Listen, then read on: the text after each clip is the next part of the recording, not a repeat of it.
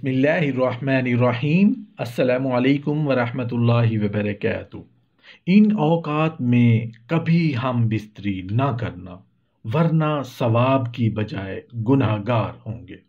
محترم ناظرین، آج کی اس ویڈیو میں ہم آپ کو بتائیں گے کون سے ایسے اوقات ہیں، کون سے ایسے دن ہیں اور کون سی ایسی راتیں ہیں جن میں بیوی سے ہم بستری نہیں کرنی چاہیے۔ ایسے اوقات میں بیوی سے ہم بستری کرنا حرام ہے، اور کچھ ایسے اوقات بھی ہیں کہ ہم آپ کے ساتھ شیئر کریں گے جن اوقات میں بیوی سے ہم بستری کرنا مکروہ ہے۔ اس ویڈیو کے توسط سے ایک بات کی وضاحت کرنا چاہتا ہوں کہ جب کسی بھی کام کے لیے حرام کا لفظ استعمال کیا جاتا ہے تو اس کا مطلب ہوتا ہے کہ وہ کام کسی صورت میں بھی جائز نہیں، لیکن جب مکروہ کا لفظ استعمال کیا جاتا ہے تو اس کا مطلب یہ ہے کہ وہ کام حرام تو نہیں مگر پسندیدہ بھی نہیں۔ دوسرے لفظوں میں جائز تو ہے، بہتر نہیں ہے، اس سے بچنا چاہیے، اس سے پرہیز کرنی چاہیے۔ مثال کے طور پر بدھ کا دن یعنی وینسڈے کی رات میں ہم بستری نہیں کرنی چاہیے۔ اسی طرح اگر دن میں سفر کا ارادہ ہے، آپ صبح سویرے کہیں جانا چاہتے ہیں، سفر ہے، تو اس رات میں بھی بیوی سے ہم بستری نہیں کرنی چاہیے، بچنا چاہیے، پرہیز کرنی چاہیے۔ عیدین کی راتوں میں ہم بستری نہیں کرنی چاہیے۔ دوسرے لفظوں میں چاند رات یعنی عید الاضحیٰ کی رات اور عید الفطر کی رات میں بیوی سے ہم بستری نہیں کرنی چاہیے۔ اسلامی مہینے کی پہلی رات یعنی پہلی تاریخ کی رات کو بھی بیوی سے ہم بستری نہیں کرنی چاہیے۔ بیوی سے جمع اور صحبت وغیرہ سے بچنا چاہیے۔ اسی طرح اسلامی مہینے کی 15 تاریخ کی رات میں بیوی سے ہم بستری نہیں کرنی چاہیے۔ اسلامی مہینے کی آخری رات میں بیوی سے ہم بستری سے بچنا چاہیے۔ یہ ایسی راتیں ہیں جب کوئی ہم بستری کرتا ہے تو کوئی گناہ نہیں ہے، ہم بستری کر سکتے ہیں، کوئی حرج نہیں، لیکن ان راتوں میں ہم بستری سے اجتناب کرنا چاہیے۔ حیض رکنے یا مدت پوری ہونے کے فوری بعد ہم بستری کرنا حرام ہے۔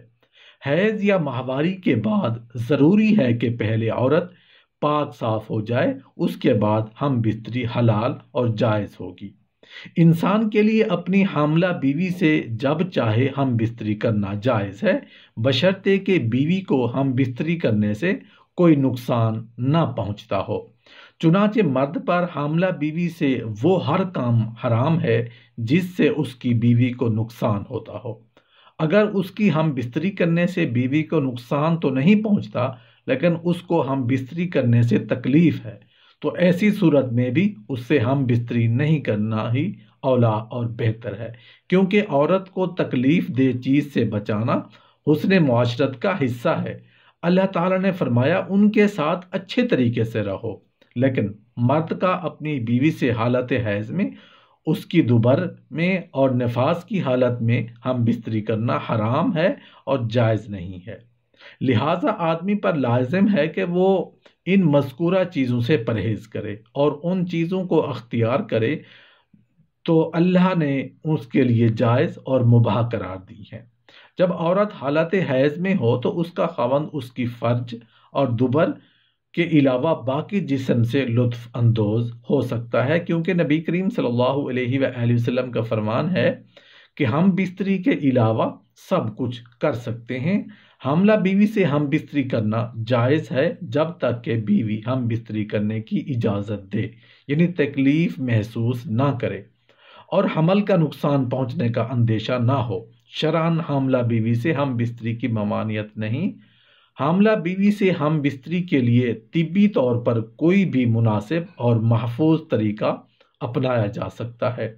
حضرت عائشہ صدیقہ رضی اللہ عنہا نے عرض کیا، یا رسول اللہ صلی اللہ علیہ وآلہ وسلم، عورتوں کو تو بہت سا ثواب مل گیا، مردوں کے بارے میں بھی ارشاد فرمائیے۔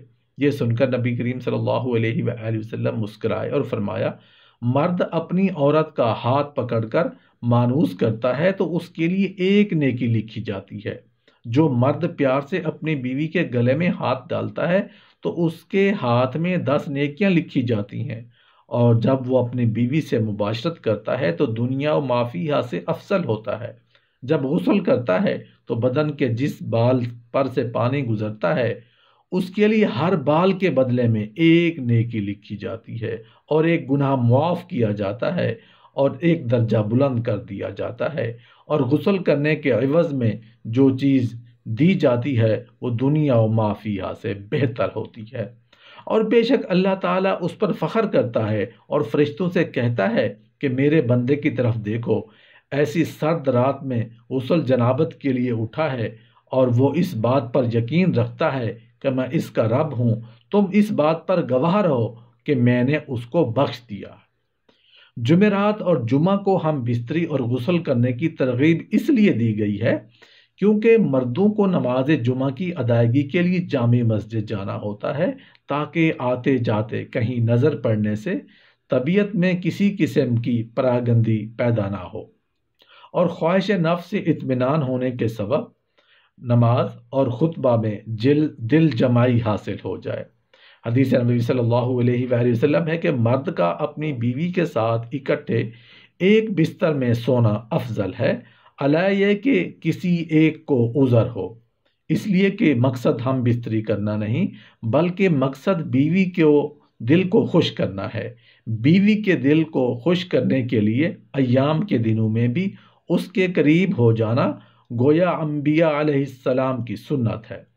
بیوی سے ہم بستری کے لیے دن کی بنسبت رات کا وقت زیادہ اچھا ہوتا ہے، اور اسلامی مہینوں کے اعتبار سے پہلی اور 15ویں اور آخری رات کے علاوہ بقیہ راتوں میں ہم بستری کرنی چاہیے، کیونکہ روایات سے یہ معلوم ہوتا ہے کہ شب میں بعض فقہا نے جمع کو مستحب لکھا ہے، اور شب میں بھی شروع حصہ کی بنسبت شب کا آخری حصہ زیادہ مناسب ہے کہ رات کی ابتدائی حصوں میں سو لیا جائے تاکہ دن بھر کی تھکن سے راحت ملے اور مکمل سکون حاصل ہو۔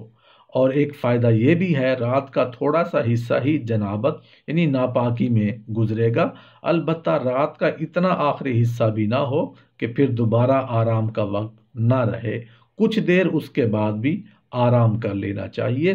جب خاوند کو اپنی بیوی کے پاس آنے کی حاجت ہو تو اس کا مروجہ طریقہ یہ ہے کہ بیوی کے ساتھ کمرے میں اس وقت اور کوئی نہ ہو، حتیٰ کہ شیرخوار بچہ بھی نہ ہو۔ ہاں، اگر بچہ سویا ہوا ہو تو کوئی مضائقہ نہیں۔ شریعت نے میاں بیوی کو اختیار دیا ہے کہ وہ دن میں یا رات کے کسی بھی حصے میں ازدواجی عمل یعنی مباشرت یا ہم بستری کو سر انجام دے سکتے ہیں۔ شرعی تقاضا یہ بھی ہے کہ جس قسم کی محبت کی توقع مرد اپنی بیوی سے کرتا ہے، اسی طرح کی توقع بیوی بھی اپنے شوہر سے کرتی ہے۔